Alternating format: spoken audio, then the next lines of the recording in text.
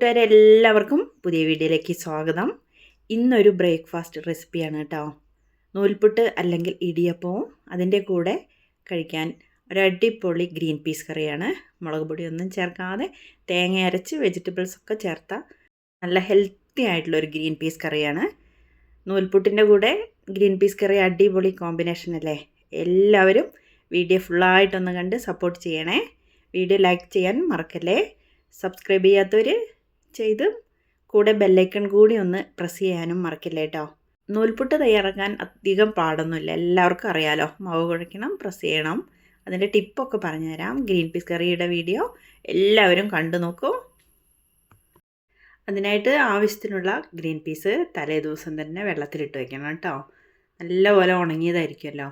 അപ്പോൾ നമ്മൾ പെട്ടെന്ന് കുക്കറിലിട്ട് വേവിച്ചാലൊന്നും നല്ല സോഫ്റ്റായിട്ട് കിട്ടില്ല. അപ്പോൾ അത്ര ടേസ്റ്റ് ഉണ്ടാവില്ല. തലേദിവസം തന്നെ വെള്ളത്തിലിട്ട് വെച്ചിട്ടുണ്ട്. രാവിലെ ആയപ്പോഴത്തേക്കും ഇതാ നല്ല കളറും വന്നു, നന്നായിട്ട് കുതിർന്നു വന്നിട്ടുണ്ട് കേട്ടോ. ഇനി നമുക്കതൊന്ന് കഴുകി വൃത്തിയാക്കി എടുത്തിട്ട് ഒരു കുക്കറിലേക്ക് ഇട്ടിട്ട് വേവിച്ചെടുക്കാം. പാകത്തിന് വെള്ളം ഒഴിക്കാൻ പാടുള്ളൂ, കൂടുതലും വെള്ളമൊന്നും ഒഴിക്കണ്ട കേട്ടോ. അത് നോക്കൂ, നല്ല കളറായിട്ട് വന്നിട്ടില്ലേ വെള്ളത്തിലിട്ടതുകൊണ്ട്. നിങ്ങളെല്ലാവരും ഇങ്ങനെ തന്നെ ആയിരിക്കും ചെയ്യണതില്ലേ. വെള്ളം ഒഴിച്ച് കുക്കറിലേക്ക് ഇട്ടിട്ടുണ്ട്. ഇനി നമുക്കതിലേക്ക് കുറച്ച് വെജിറ്റബിൾസ് ചേർത്ത് കൊടുക്കാം. എരിവിന് പച്ചമുളക് മാത്രമാണ് കേട്ടോ ഞാൻ ചേർക്കുന്നത്. കുറച്ച് വെളുത്തുള്ളി അല്ലിയും ഒരു ചെറിയ കിഴങ്ങും കുറച്ച് തക്കാളിയാണ് കേട്ടോ. പഴുത്ത ഒരു വലിയ തക്കാളിയും കൂടി കട്ട് ചെയ്തിടുന്നുണ്ട്. ക്യാരറ്റ് ഉണ്ടെങ്കിൽ അതും കൂടി ഇടാം, അപ്പോൾ ഒരു പ്രത്യേക ടേസ്റ്റ് ആയിരിക്കും എല്ലാം കൂടി ചേരുമ്പോഴേ. ഇനി നമുക്ക് കുറച്ച് ചെറിയുള്ളി ചേർത്ത് കൊടുക്കാം കേട്ടോ. സവാള വേണമെങ്കിലും ചേർക്കാം. ചെറിയുള്ളി ആകുമ്പോൾ നല്ല ടേസ്റ്റ് ഉണ്ടാവും. സവാള വേണമെങ്കിലും കട്ട് ചെയ്തിടാം കേട്ടോ. ഞാനിവിടെ സവാള ഇട്ടിട്ടില്ല. ഇനി പാകത്തിന് മഞ്ഞൾപ്പൊടിയും കൂടി ചേർത്ത് കൊടുക്കാം. നല്ലൊരു കളർ ഉണ്ടാവാൻ 1 സ്പൂൺ ചേർത്തിട്ടുണ്ട് കേട്ടോ. ഞാൻ ഈ കറിയിലേക്ക് മുളക് പൊടി ചേർക്കണില്ല കേട്ടോ. എരിവിന് പച്ചമുളകാണ് ഇട്ടത്. ഇങ്ങനെ വെക്കുമ്പോൾ ഒരു നല്ലൊരു ടേസ്റ്റ് ഉണ്ടാവും. ഇനി നമുക്കിതിലേക്ക് പാകത്തിനുള്ള ഉപ്പ് ചേർത്ത് കൊടുക്കാം. കൂടുതലൊന്നും ആവണ്ട കേട്ടോ.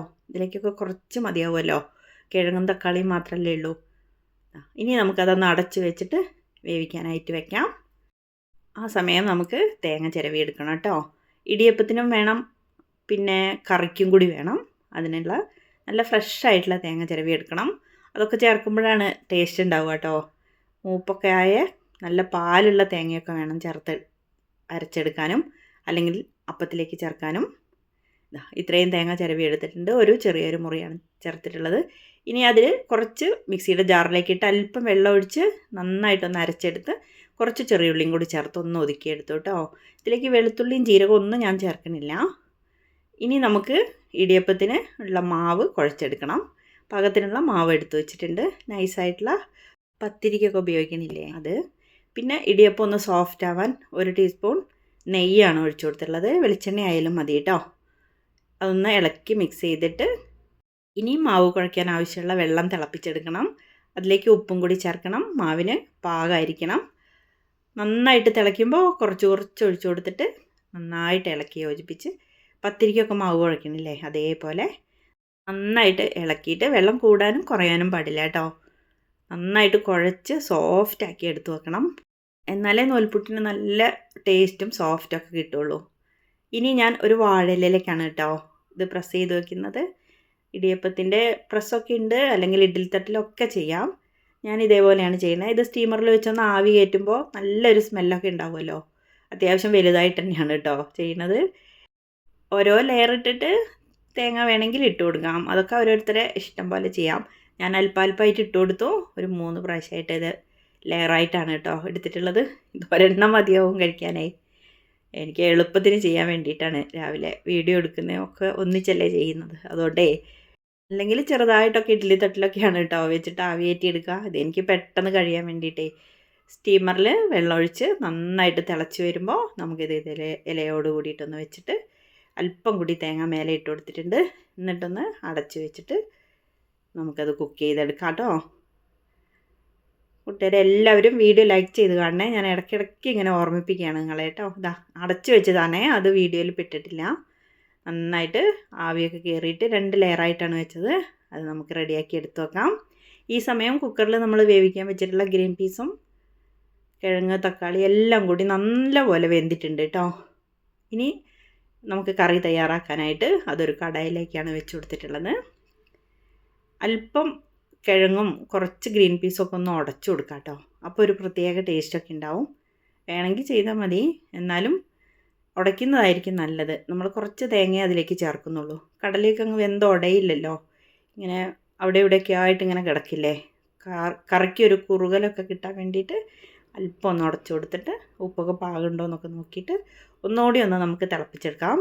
അപ്പോൾ എന്നിട്ട് തിളച്ച് കഴിയുമ്പോൾ നമുക്കതിലേക്ക് അരച്ച് വെച്ച തേങ്ങ ചേർത്ത് കൊടുക്കാം. മിക്സിയുടെ ജാറിൽ വെള്ളമൊക്കെ ഒഴിച്ചിട്ട് ഒന്ന് കുറുക്കിയെടുക്കാം. കൂടുതൽ വെള്ളം നോക്കണ്ട. ഒഴിച്ചു കൊടുത്തിട്ടുണ്ട്. ഇനി ഒന്ന് തിളക്കട്ടെ കേട്ടോ. ഹൈ ഫ്ലെയിമിലിടാം. ഉപ്പൊക്കെ പാകമുണ്ടോ എന്നൊക്കെ നോക്കണം. പിന്നെ അല്പം കറിവേപ്പിലയൊക്കെ ഇട്ട് ഒന്ന് തിളപ്പിച്ചെടുക്കാം കേട്ടോ. കുറച്ച് ഉപ്പ് കുറവുണ്ടായിരുന്നു, അതും കൂടി ഞാൻ ചേർത്ത് കൊടുത്തിട്ടുണ്ട്. മുളക് പൊടി വേണ്ടവർക്ക് ചേർക്കുകയൊക്കെ ചെയ്യാം, പക്ഷേ രുചി ഇതാണെന്ന് ഞാൻ പറഞ്ഞില്ലേ, അതുകൊണ്ടാണ് കേട്ടോ. കുറച്ച് കറിവേപ്പിലയൊക്കെ ഇട്ട് കൊടുത്തിട്ട് ഒന്ന് അടച്ച് വെച്ചിട്ട് നമുക്കിതൊന്ന് തിളപ്പിച്ചെടുക്കാം.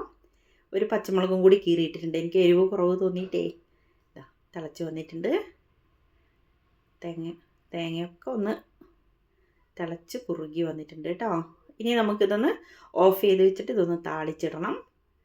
അത്യാവശ്യം ചെറിയ ഉള്ളിയൊക്കെ അരിഞ്ഞെടുത്ത് വറ്റൽമുളകും കറിവേപ്പിലയും കൂടി ചേർത്ത് കടുക് പൊട്ടിച്ച് സാധാരണ താളിച്ചിടുന്ന പോലെ തന്നെ കറിയിലേക്ക് ഒഴിച്ചു കൊടുക്കാം. കിഴങ്ങും കടലയൊക്കെ ഉടച്ചതുകൊണ്ടേ അപ്പോഴേക്കും ഇത് കുറച്ച് കുറുകി വന്നിട്ടുണ്ട് കേട്ടോ. ഇതിപ്പോൾ ബ്രേക്ക്ഫാസ്റ്റിന് മാത്രം മതിയായതുകൊണ്ട് ഞാൻ പിന്നെ അധികം ഗ്രേവി ആക്കില്ല. പിന്നെ ആ കറി വേസ്റ്റ് ആയിപ്പോവും. ഇതിന് വേണ്ടി മാത്രമല്ലേ താളിച്ചതൊഴിച്ച് വീണ്ടും നമുക്ക് വെളിച്ചെണ്ണയുടെ ടേസ്റ്റൊക്കെ എല്ലായിടത്തേക്കും വരുന്നത് പോലെ ഒന്ന് ഇളക്കി യോജിപ്പിച്ചെടുത്താൽ അടിപൊളി ഗ്രീൻ പീസ് കറി ഇവിടെ റെഡി ആയിട്ടുണ്ട്. ഈ കറി അപ്പത്തിൻ്റെ കൂടെയും ദോശയുടെ കൂടെയും ഒക്കെ സൂപ്പറാണ് കേട്ടോ. നിങ്ങൾ ഉണ്ടാക്കിയിട്ടുണ്ടോ? എല്ലാവരുടെയും ഒന്ന് അഭിപ്രായം പറയണം കേട്ടോ. ലൈക്ക് ചെയ്യാൻ മറക്കല്ലേ. വീഡിയോ ഇഷ്ടപ്പെട്ടാൽ ഒന്ന് ഷെയർ ചെയ്യാനും കൂടി മറക്കല്ലേ കേട്ടോ.